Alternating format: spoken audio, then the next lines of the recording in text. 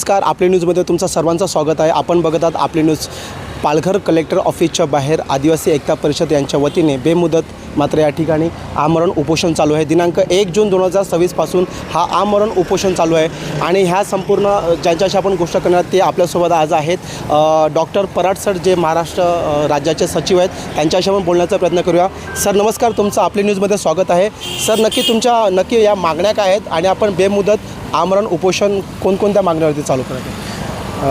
समस्या आज उद्भवली अशी गोष्ट नाही आहे, कारण जो काय विषय आम्ही इथे घेऊन बसलेले 6-7 मुद्दे आहेत ते बरेचसे आपण पत्रव्यवहार केलेले आहेत. जे काय लोकशाहीच्या मार्गाने कलेक्टर साहेबांना असतील ते या बाबतीत पाठपुरावा करतो आहे. जसा की पहिला मुद्दा जो आहे की जे डहाणू तालुक्यामध्ये बावडा ग्रामपंचायत ही पेसा क्षेत्रातली ग्रामपंचायत आहे आणि तिथले जे सरपंच आहे किशोर हरेश्वर कडू ह्यांनी खोटं सर्टिफिकेट घेऊन आणि ते आज जे आदिवासींसाठी राखीव जी काही सीट आहे त्याच्यावरती ते सरपंच निवडून आले. त्याबाबतीत आम्ही गेली 3 वर्ष पाठपुरावा करतो आहे आणि गावकऱ्यांचं म्हणणं आहे आणि त्याचे सबळ पुरावे आहेत की ते अनुसूचित जमातीचे नाहीत. त्यांचे जे वडील आहेत हे हरेश्वर दामोदर पाटील आहेत, ते भंडारी समाजाचे आहेत आणि ओबीसी समाजाचे आहेत. तसे पुरावे आहेत आणि हे सगळे खोट्या दस्तावेज तयार करून त्यांचं जे कास्ट व्हॅलिडिटी सर्टिफिकेट आहे, आज कॉम्प्युटरचा जमाना आहे, सगळ्या गोष्टी त्याच्यावरती टायपिंगच्या असतात, टायपिंग केलं, परंतु जे वारली जे नाव लिहिलेलं आहे ते हाताने लिहिलेलं आहे. असं कुठलं सर्टिफिकेट आहे? त्याचबरोबर शाळा सोडल्याचा जो दाखला आहे त्याच्यावरती तिथल्या ज्या मुख्याध्यापिका आहेत नवापाड्याच्या त्यांचा शिक्का नाही आहे आणि काही गोष्टी मराठीत लिहिल्या आहेत, काही गोष्टी इंग्लिशमध्ये लिहिलेल्या आहेत आणि त्याच्यावरती शिक्षण विभाग जो आपला डहाणू पंचायत समिती आहे त्यांनी रिपोर्ट दिलेला आहे की एकीला जे नाव लिहिलेलं आहे त्याच्यावरती कागदाची पट्टी चिकटवलेली आहे आणि त्याच्यावरती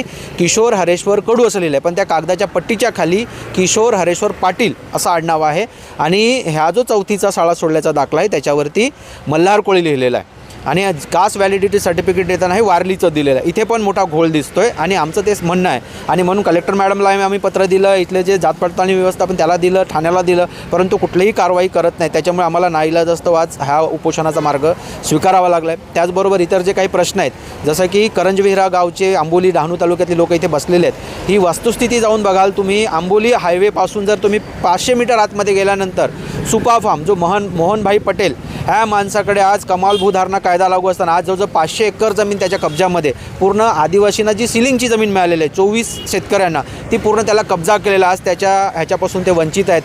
स्मशानभूमीला त्यांनी कब्जा केलेला आहे. माणूस मेल्यानंतर पेटवायचं असेल तर त्याची परवानगी घ्यावी लागते, त्याच्याकडून चावी आणावी लागते. एवढी मोठी ॲट्रॉसिटी आहे असताना ह्याच्यावरती प्रशासन कुठली दखल घेत नाही. चावी मिळाली तर नदीतून ते प्रेत घेऊन जावं लागतं पावसामध्ये, अशी परिस्थिती आहे.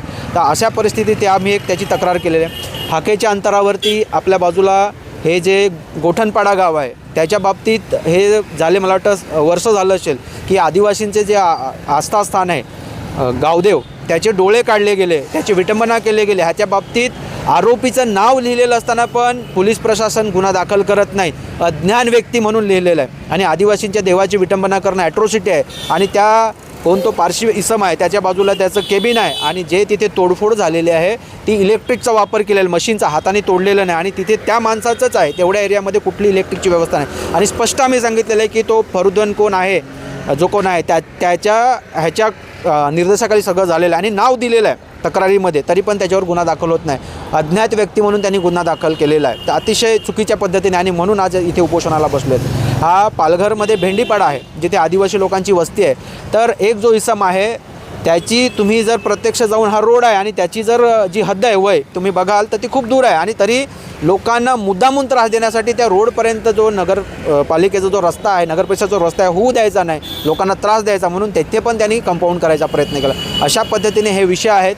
त्याचबरोबर आपण फ्रेड कॉरिडॉर बघतोय की ह्या तुम्ही बघितलं असेल की जे पण अंडरपास झालेत किंवा उड्डाणपूल हे काही सोयीचे नाही. त्यासाठी पण आम्ही वानगावचा एक इश्यू घेतलेला, तुम्ही प्रत्यक्ष जाऊन ती तपासणी करू शकता.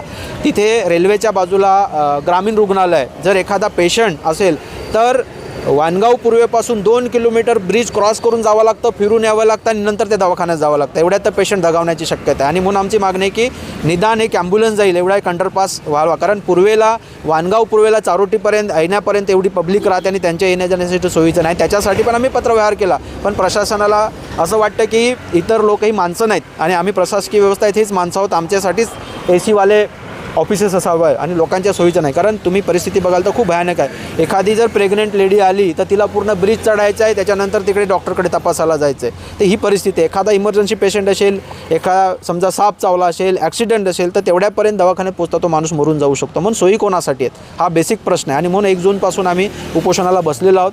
काल काहीतरी उपजिल्हाधिकारी यांचं काहीतरी इंटरनल बैठक झाली आणि असं सांगितलं की 15 दिवसाचा आम्हाला अवधी द्या. आम्ही 3 वर्ष वाट बघितलेली, अजून तुम्हाला किती पाहिजे व्यवस्था? तुम्ही सांगता विकसित भारत, इंटरनेटचा जमाना आहे आणि तुम्ही ह्या अजूनही 3-3 वर्ष एखाद्या विषयाला लावतो. एक तर आम्ही चुकीचे आहोत किंवा ते चुकीचे आहेत, दोघापैकी एकच सत्य असणार आहे. एवढं सारं असताना पण सरकार ह्याच्यामध्ये बिलकुल लक्ष घालत नाही आणि आदिवासी आहेत म्हणून जाणून बुजून टाळायचा प्रयत्न केला जातो, हा आमचा स्पष्ट आरोप आहे. आणि कालची घटना सांगतो, आज आम्ही काही चोरासारखे येऊन इथे बसलेलो नाहीत. 25 तारखेला मी रितसर पत्र दिलेलं की ह्या विषयावरती तुम्ही विचार केला पाहिजे, परंतु त्याने विचार केला नाही. शेवटी आम्हाला नाईलाज असतो, आम्हाला काय हाऊस पडलेले नाही की इथे येऊन उपाशी बसायचं. नाईलाज तर 1 जूनपासून आम्ही इथे उपोषणाला बसलेलो आहोत. आणि काल रात्री पाऊस झाला, हे इथे आमचा जो मांडव होता तो कोसळला, आमच्या लोकांच्या अंगावर कोसळला. आणि आपत्ती व्यवस्थापन मोठ्या मोठ्या धडे सांगतात की जिल्हा आहे, इथे जिल्ह्याचं ठिकाण आहे, जिल्ह्यामध्ये काही आणि तुमच्या हक्काच्या अंतरावर हक्कपणे सांगतात की बाजूला लागून ह्यांचा मांडव कोसळतो आणि कुठली व्यवस्था इथे लक्ष देत नाही. याच्या एवढे वाईट गोष्ट नाही. आणि ह्या गोष्टीचा मी जाहीर निषेध करतो की प्रशासन कोणासाठी आहे, की फक्त प्रोजेक्ट आहेत म्हणून कोणाचे पर्सेंटेज काय गोष्टी चालल्या त्याच्यासाठी आहेत की सामान्य लोकांच्या सेवेसाठी आहेत, हा आमचा स्पष्ट आरोप आहे. आणि म्हणून आम्ही सगळ्या लोकांनी निर्धार केला, इथे भले आमचा जीव गेला तरी काय नाही, पण काहीतरी जो काय आम्ही जे काय पत्रव्यवहार केला त्याच्यावरती यस किंवा नो आम्हाला उत्तर ठोस पाहिजे, त्याशिवाय आम्ही आमचं आंदोलन सोडणार नाही असा आम्ही पक्का निर्णय केलेला आहे. एकंदरीत आपण जे काही प्रश्नांचा वावपाव केलेला आहे, तर या संदर्भात तुम्ही आतापर्यंत किती पत्रक प्रशासनाच्या दारी किती अर्ज केले होते? प्रशासनाच्या स्मरणपत्र सांगतो ना, हा जो किशोर कडूचा विषय 3 वर्ष झाले आम्ही सातत्याने पाठपुरावा करतो आहे. बाकीचे जो गावदेवाचा विषय मला वाटतं गेलं वर्षभर आम्ही त्या माध्यमातून पाठपुरावा करतो आहे. हे सगळे जे विषय आहेत जवळजवळ वर्षभरापासून की आज आम्ही उठलो आणि इथे आलो असं नाही. तर मग प्रशासनाला अजून कुठला मार्ग आहे की आम्ही प्रशासनाशी डायलॉग करायचा, संवाद करायचा? बाकी आम्ही लाटाकाट्या घेऊन काय ते मारामारा करायला जाऊ शकत नाही. जी कायदेशीर प्रक्रिया संविधानाने आम्हाला अधिकार दिला त्या माध्यमातून जाऊ शकतो. आणि म्हणून इथे जे काय उपोषणाला बसलं आहे तो संविधानाचा मार्ग आहे. ह्याच गोष्टी आम्ही तुम्हाला सांगू शकतो. बाकी काय आम्ही तुम्हाला मारझोड करण्यासाठी येऊ शकत नाही. आणि एवढे जर तुम्ही निगरगट्टे झाले असते तर मग बाकीचे मार्ग आहेत, त्या माध्यमातून आम्ही पुढच्या आंदोलनाची दिशा ठरवणार आहोत निश्चितच. नक्कीच या ठिकाणी जे काही मागण्या आहेत ते मागण्या घेऊन या ठिकाणी मात्र आदिवासी एकता परिषद आमरण बेमुदत आमरण उपोषणाला बसलेले आहेत. आज त्यांचा 3रा दिवस आहे आणि प्रशासनाच्या दरबारी त्यांनी ह्या संपूर्ण प्रश्नांचा पाठपुरावा करण्यासाठी अर्जही केले होते, परंतु त्या अर्जाला सकारात्मक भूमिका म्हणून त्यांना उत्तरं भेटलं नाही. म्हणून त्यांना आज या ठिकाणी आमरण उपोषण मात्र या ठिकाणी करायला लागत आहे. आता या ठिकाणी या नागरिकांचे या संपूर्ण संघटनेचे जे काही प्रश्न आहेत ते मार्गी लागतील का, की या ठिकाणी पुन्हा सरकार किंवा हे प्रशासन बघायची भूमिका घेईल, याकडे आपल्या सर्वांचं लक्ष असणार आहे. कॅमेरामॅन सुनील शिलासा, सिद्धेश जाधव, आपली न्यूज पालघर. आदिवासी एकता परिषदेचा आदिवासी एकता नहीं सहेंगे अत्याचार, हम लड़ने को है तैयार। हमारी मांगे पूरी करो, नहीं तो कुर्सी खाली करो, हमारी मांगे पूरी करो, नहीं तो कुर्सी खाली करो। हम सब एक है, हम सब एक है, जिल्हा आमच्या हक्काचा, नहीं कुणाच्या बापाचा, जिल्हा आमच्या हक्काचा, नहीं कुणाच्या बापाचा। आदिवासी एकता परिषद करा पुकार, बुलबुला बुलबुला